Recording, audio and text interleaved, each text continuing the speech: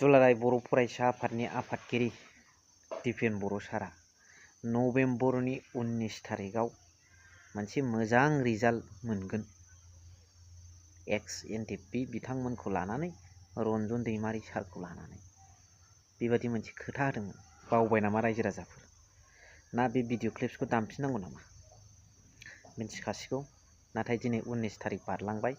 बिथांनिफ्राय मा फिथाइ मोननो गोनांमोन आरो बे फिथाइया जाखोना जादिया, जायाखैब्ला मानो, बिनि सोमोन्दै जोबनाय फारसे हैगोन। स' गिबियावनो नोंथांमोन बयखौबो आंनि बे जिबि ब्लग चेनेलाव बरायनानै लाग्रोबाय। लोगोसे आसा खालामो इसोरनाव नोंथांमोन बयबो मोजां मोजां दं। स' गिबियाव नैबे खोथाखौ आङो बुंग्रोनो सानदों। उत्सव कब मनाया जाता है? जब एक काम में कामयाब हुआ है या कुछ कॉम्पिटिटिव एग्जाम जैसे कि IAS, APSC, UPSC जब पास हुआ तब इसकी खुशी में इंटर रिलेटेड में उत्सव मनाया जाता है।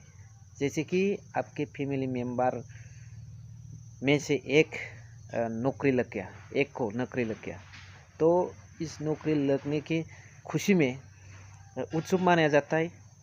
तो मेन पॉइंट यही है कि जब दिल्ली में बोडोलैंड महोत्सव मनाया गया था 2-3 दिन पहले, तब हमारे यहाँ क्या मिला था, क्या सक्सेसफुल हुआ था? बोडोलैंड मिला था या हमारे यूथ्स को नौकरी लग गया था या कुछ पैकेज मिला था? क्या कुछ भी ऐसा कुछ भी नहीं मिला, तब भी बोडोलैंड उत्सव मनाया गया, सेलिब्रेशन किया। तो किस लिए? शांति के लिए, सिर्फ शांति के लिए। अरे शांति तो हो गया, कितना चाहिए शांति? ये प्रमोद बोरो का मानना है, ये हमें सिर्फ शांति दीजिए, शांति, हमें कुछ नहीं चाहिए। और इसके बदले में आप लोग जो सेंट्रल मिनिस्टर है, स्टेट मिनिस्टर है, आप लोग जो भी लेना चाहता है ले लो, लेकिन हमें सिर्फ शांति दीजिए। इसके बदले में BTC को कब्जा करना चाहता है तो कब्जा करो, नौकरी को दिसपुर में लेके जाना चाहता है तो लेके जाओ, लेकिन हमें सिर्फ शांति दीजिए। प्रमोद बोरो ने ऐसा ही मांगा होगा अंदर के अंदर बात। नोंथांमोना मा सानो फोरमायहर। तो जोंहा नैबे दिपेन बर' सारा नभेम्बरनि 19 थारिखआव रन्जन दैमारि सारखौ लानानै मोनसे खोथा बुंदोंमोन, उदां अख्राङाव फैनायनि खोथा। लोगोसे एनडिपि माखासे मावथि बिथांमोन जायफोरा बिराद गिदिर गिदिर केसाव गोग्लैनानै दं, बा माखासे केसाव सोरबाया गोग्लैनानै दं, माने केसा एसे गोजौसिनाव सोरबा हायसिनाव, गासैबो टटेल बिथांमोनखौ लानानै गहोनाय नभेम्बरनि 19 थारिखआवहाय मोनसे हियारिं आरो मोनसे बिराद गिदिर बर' रायजो राजाफोरनो मेसेज होनो खोथा बुंदोंमोन दिपेन बर' सारा। नाथाय दिनै 19 थारिख बारलांबाय, बिथाङा जेबो बुंफिनासै। बिथांनि मावनो लानाय थांखि आरो मिडियायाव रायजो राजाफोरनो होनाय खोथाया मानो फेलें थांखो आरो मा खारनाव बेखौ मानो खोन्थादिया। आरो जों जायखौ नेनानै दंमोन 19 थारिख नभेम्बर 2024 दिपेन बर' सार होनाय मथे राजनितिक पार्टिनि सासे सोद्रोमाया होनायमोनब्ला बे आलादा खोथा जागौमोन। आरो दिपेन बर' सार हिसाबै बेक्तिगत हिसाबै होनायमोनब्ला आलादा खोथा जागौमोन।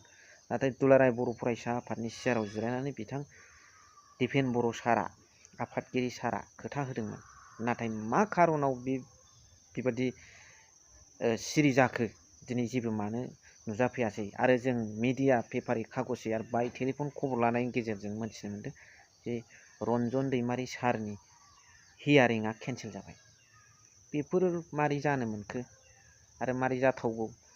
जोंनिफ्राय मा रोखोम दुलाराय बर' फरायसा आफादनि आफादगिरि दिपेन बर' सारा खोथा होनाय मथे बा बिथांमोननि सावरायनाय मथे सरकारा मानो बेफोरबादि जादों बेखौ फोरमायोबा, दिपेन बर' सारनि खुगानिफ्राय फोरमायोबा मोजां जागौ, कनफिउसआ खारगौ। लोगोसे बेफोरबादि रन्जन दैमारि सारा थाबैनो गयै आरो लोगोसे जायफोर एक्स एनडिपि आदामोन बिथांमोना थाबैनो गयैनि रेसपन्सिबिलिटिया सोर जागोन?